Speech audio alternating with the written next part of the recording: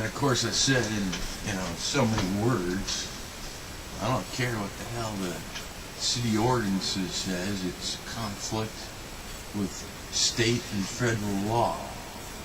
And of course I tried to point out to the lady that over in certain countries or certain states of our union, they have legalized marijuana. Marijuana is going to be legalized, by which people can basically, it's legalized, it's decriminalized, they can do it.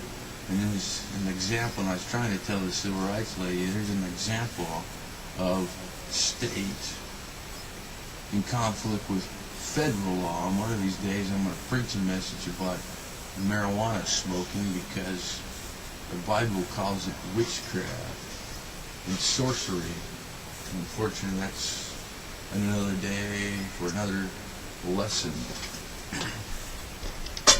So anyways, I was completely prepared as I'm going to be as far as witnessing to the gospel, but I was completely caught off guard on this and completely unprepared. And of course, next time I run into a situation like this, another circumstance, may not be the exact same circumstance, but another situation, I'm going to make sure I have a pocket full of Supreme Court rulings in my pocket.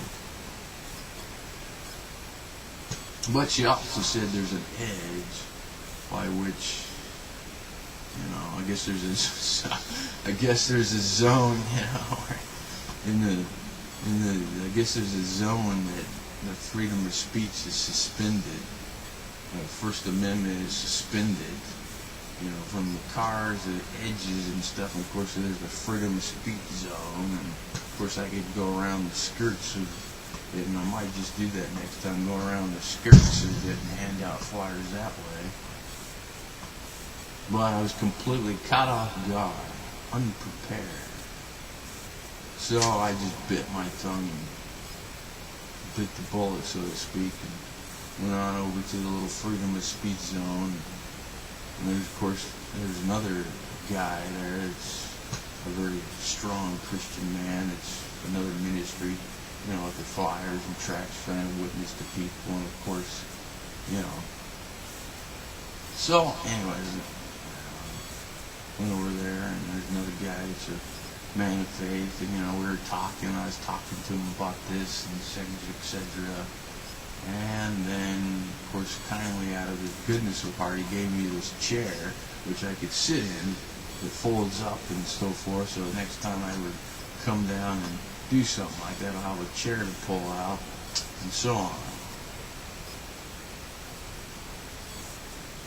So, and the cool thing about it is I handed out most of my flyers and free DVDs to people right before the lady came up and talked to me. So I had one free DVD disc left in my hand. So I went into that little corner of the freedom of speech zone, and of course I sat through the whole thing. I was talking to this guy, and I didn't hand it out. It was, so I'm sitting there thinking to myself, as soon as it hits 1 o'clock, I'm going to start handing it out. Of course, right at the end, as the other ministry was closing up, I handed out the last DVD, and I got on my bike and went home. And God, of course, led me to this message that I'm going to be doing today. And of course, I went up and looked at some stuff on the internet and read some stuff and prepared myself for this message to discuss this subject. So, we as Christian people can be educated on this subject. So, what the devil meant to do harm, God turned around and turned it into a springboard of opportunity. Now, all of you are probably, most of you, citizens of the United States, recognize or know what the First Amendment says, but however, I'm going to read it to you anyways. And it says, Congress shall make no laws respecting the establishment of religion or prohibiting the free exercise thereof. Now, this word thereof is a very interesting word. This word thereof goes both ways. Use a line or to try to give you a visual illustration. It goes up and down, kind of a descriptive word. Or Brit, and it continues to go on there, or thereof, or abridging the freedom of speech, or of the press, or the rights of the people to peacefully to assemble and petition the government for redress of grievousness.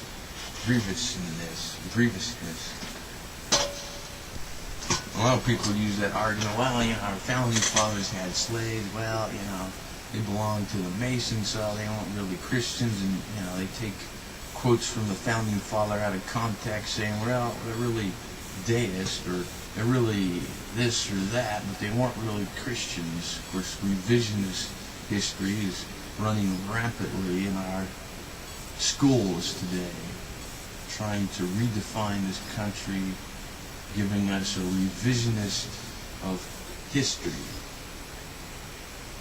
And they use this argument, so well, they weren't really Christians because this or that, but would we say that the patriarchs of the Old Testament weren't Christians? Would we say the patriarchs of the Old Testament weren't Christians? The patriarchs in the Old Testament had multi-wives. They also had slaves, although slavery was defined differently back then than it was in modern times. That doesn't mean that all our founding fathers had sound theological understanding, but they were smart and intelligent men that thought hard about the framing of this country.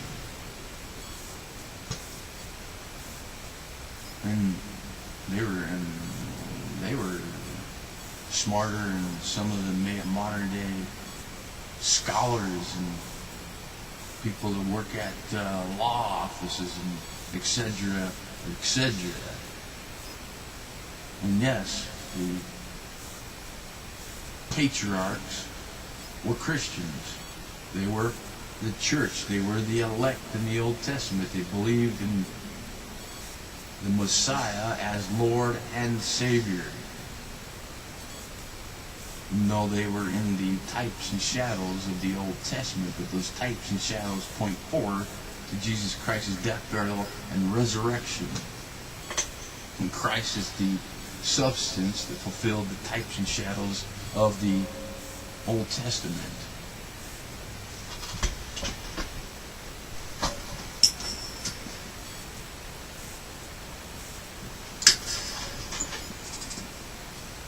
We live in very strange times.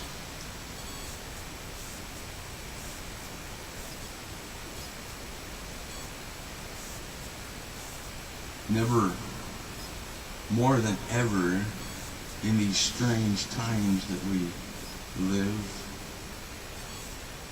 we, the people, have to fight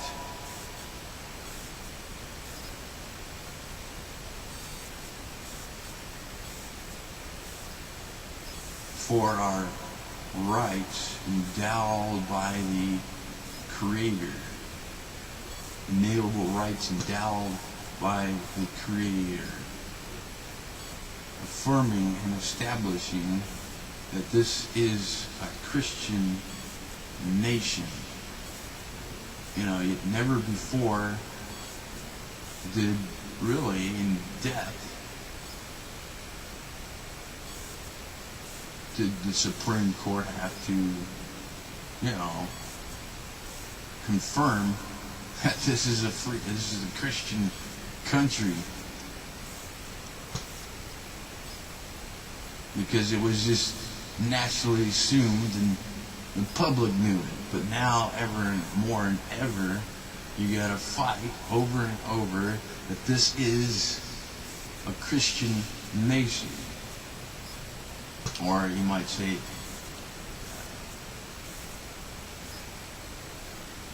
it was a Christian nation. That doesn't mean that everyone was perfect. Doesn't mean every single person was a Christian. The majority of the public was a Christian one way or another. And the founding fathers wanted this to be a Christian nation.